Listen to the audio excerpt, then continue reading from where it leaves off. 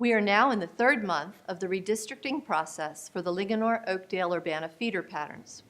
I have been so impressed by the level of commitment and engagement from our community throughout that area. Your suggestions, questions, and concerns have been thoughtful and thought-provoking. More than that, they have helped us to refine and improve this process as we have moved forward, and I know that will continue. In fact, a recent suggestion from the community asked that we provide you with more concrete information about the performance of our students and schools in the redistricting study area. You told us that seeing school data compiled in one place would help you to have a better picture of our schools throughout the area, to better understand their specific neighborhoods and school communities, and to better articulate their strengths and challenges as we work together to develop options for redistricting. We listened and we've responded.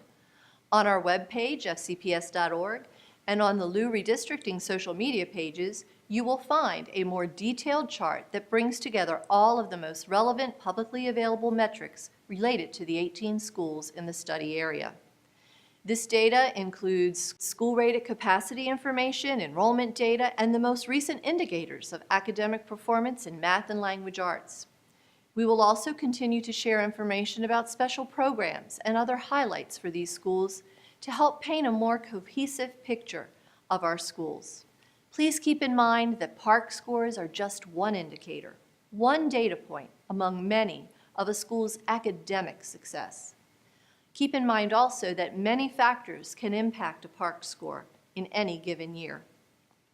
The most important thing to remember is this: all of our schools are focused on continually improving academic performance, and all of our schools are achieving that through effective instruction in our classrooms and a rigorous curriculum.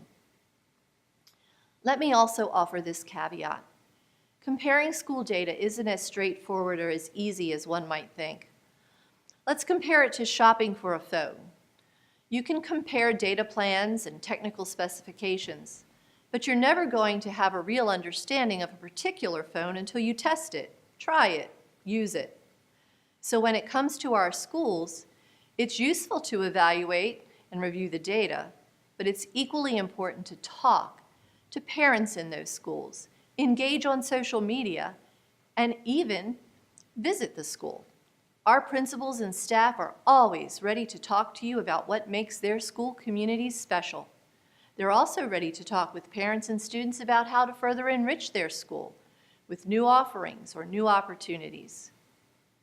We have several months left in the redistricting process, and we anticipate that the process will culminate with a decision by our Board of Education in the fall. In the meantime, let's take a look at where we are as of late May. In March, we shared Redistricting Concepts. These concepts were conversation starters, springboards for thinking. They were meant to help us visualize the different criteria that we're considering, like walkability, community cohesiveness, bus times, and others. We have gathered extensive feedback on those concepts and shared the survey results with the community in early May. More than 16,000 responses. We thank you for that participation. Our next step will be to develop redistricting options. We use the feedback you provided. We also look at other data.